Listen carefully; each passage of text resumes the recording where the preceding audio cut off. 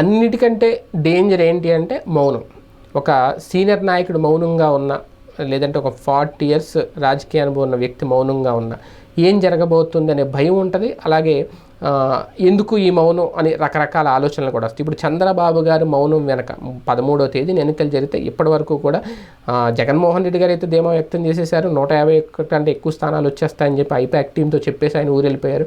కానీ చంద్రబాబు నాయుడు గారు మాత్రం ఆయన గెలుపుకు సంబంధించి ఎటువంటి ధీమా వ్యక్తం చేయకపోవడం, మౌనంగా ఉండడం అనేది ఇప్పుడు ఒక కొత్త అనుమానానికైతే తెరతీస్తోంది. ఎందుకంటే మ్యాజిక్ ఫిగర్ అనే దాని మీద ఒక అతిపెద్ద చర్చ నడిస్తే 3 digits 3 digits తెప్పించుకొని విన్ అవ్వడం అనేది ఇక్కడ కీలకం. ఎవరైనా డబల్ డిజిట్కి పరిమితం అయితే ఆ గెలుపును పెద్దగా చూడరు. రేపొద్దున్న ఏదో గెలిచింది ప్రభుత్వం ఫామ్ చేసిందంటారు. కానీ ఇప్పుడు 3 digit ఒక 130, 140, 150, 160 స్థానాలు ఆ 3 digits ఎవరైతే తెచ్చుకుంటారో ప్రజల తీర్పు అనేది మొత్తం ఏకపక్షంగా వచ్చింది అనడానికి అది నిదర్శనం అవుతుంది. కాకపోతే ఆ స్పష్టమైన సంకేతం జగన్మోహన్ రెడ్డి గారిలో కనిపించింది, కానీ చంద్రబాబు గారిలో ఎందుకు కనిపించలేదు? 40 ఏళ్ల రాజకీయ అనుభవం ఉన్న నారా చంద్రబాబు నాయుడు గారు ఎందుకు మౌనంగా ఉన్నారు? ఈ మౌనం వెనక అతిపెద్ద ప్రమాదం పొంచి ఉందా?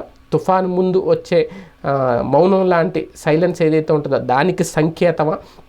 ఆ తుఫాను ఎలా ఉండబోతుంది? ఈ చర్చ అయితే నడుస్తుంది ప్రస్తుతం. ఎందుకంటే చాలా సీనియర్ మోస్ట్ నాయకుడు చంద్రబాబు నాయుడు గారు, ఆయన కానీ పవన్ కానీ లేదంటే పురంధేశ్వర్ గారు కానీ ఎవరు కూడా తమ పెర్ఫార్మెన్స్ ఏంటి అనే దాని మీద ఎక్కడా కూడా వాళ్ళు మాట్లాడట్లేదు. నిజానికి దేశంలో మొత్తం 6 దశల్లో పోలింగ్ ముగిసిన తర్వాత బీజేపీ పెద్దలు కేంద్రంలో తాము అధికారంలోకి వస్తున్నట్టు చెప్పారు. తాజాగా ఓ మీడియా సంస్థకి ఇచ్చిన ఇంటర్వ్యూలో కేంద్ర మంత్రి బీజేపీ అగ్రనేత అమిత్ షా కూడా తాము ఏపీలో కూడా అధికారంలోకి వస్తున్నామని చెప్పుకొచ్చారు. ఉత్తరాది నాయకులు ఇంత ధైర్యంగా చెప్తుంటే ఇక్కడ మాత్రం బాబు గారు మాత్రం ఎందుకు మౌనంగా ఉన్నారు అనేది అయితే తలలు పీక్కుంటున్నారట, జుట్టు పీక్కుంటున్నారట చాలామంది.